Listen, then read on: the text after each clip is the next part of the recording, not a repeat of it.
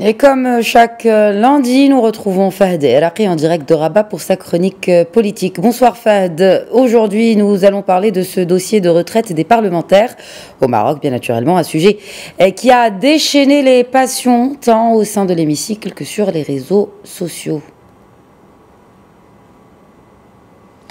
Tout à fait. C'est un sujet de retraite des parlementaires. Il enclenche la polémique dès qu'il s'invite dans le débat public. C'était encore le cas la semaine dernière, puisque la commission des finances de la Chambre des représentants s'est réunie pour l'examen des propositions de loi pour réformer ce régime. Alors on peut dire que c'est une polémique plus ou moins justifiée, vu l'image malheureusement peu reluisante que traîne l'institution législative. On peut facilement comprendre qu'une partie des Marocains voit dans le principe même de verser une pension aux députés ou aux conseillers est une manière de perpétuer une situation de rente, une manière quelque part de récompenser des élus qui, aux yeux d'une frange de la population, font mal leur travail. Et ce sentiment est malheureusement renforcé quand on voit l'intérêt que portent nos élus à ce sujet.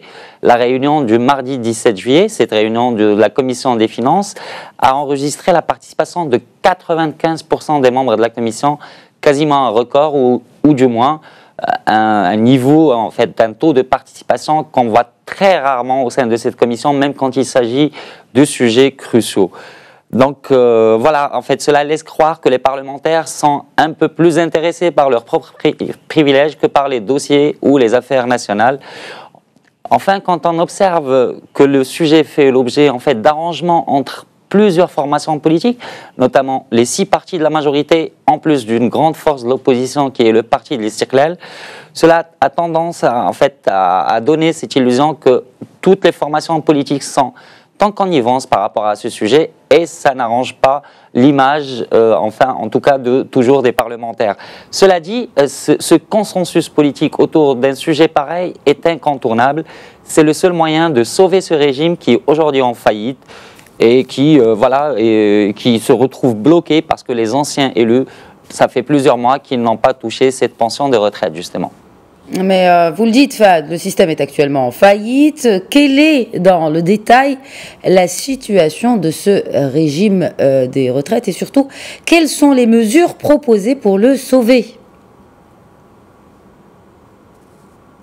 Alors, il y a aujourd'hui 1 million de parlementaires retraités, donc concernés par ce régime. Parmi eux, il y a 270 qu'on peut appeler quelque part des jeunes retraités, si on peut oser la formule, parce qu'ils ont quitté leur fonction de député ou de conseiller en 2016. Mais il faut savoir que tout ce beau monde, on le disait tout à l'heure, n'a pas touché le moindre centime depuis octobre dernier, parce que la Caisse nationale de retraite et d'assurance, la CNRA, qui gère ce système, a arrêté de servir justement les pensions de retraite parce que le système est devenu insoutenable.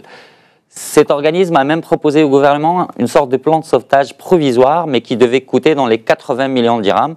Évidemment, l'exécutif a refusé une telle proposition parce que ce n'est pas au gouvernement de sauver la retraite des parlementaires, sachant que l'État apporte déjà sa contribution ou sa cotisation via le budget qu'elle verse aux 2 chambres, la Chambre des conseillers et la Chambre des députés. Donc, elle a laissé quelque part, le gouvernement a laissé quelque part les parlementaires s'arranger entre eux pour trouver la meilleure solution. Maintenant, cette solution, justement, qui semble, faire le consensus, elle porte sur une réforme paramétrique, c'est-à-dire qu'on va jouer un peu sur les paramètres, comme son nom l'indique. Il est question, par exemple, que les députés ou les conseillers ne peuvent prétendre à cette pension qu'à partir de l'âge de 65 ans, alors qu'actuellement, il suffisait de quitter le Parlement, même quand on a 35 ans ou 40 ans, on peut prétendre tout de suite à cette pension.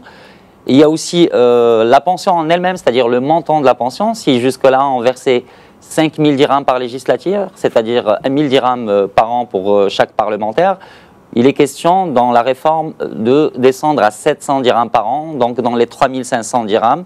Et tout cela est accompagné, bien sûr, par un maintien des cotisations. La cotisation, il faut préciser, c'est quelque chose comme 2 900 dirhams par mois pour chaque parlementaire.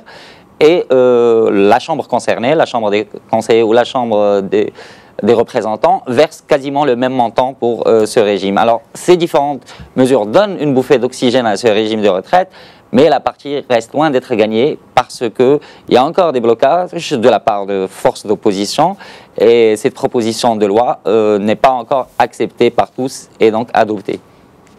Fahd El Raqi, merci beaucoup et puis nous vous retrouvons bien évidemment lundi prochain pour une nouvelle chronique politique.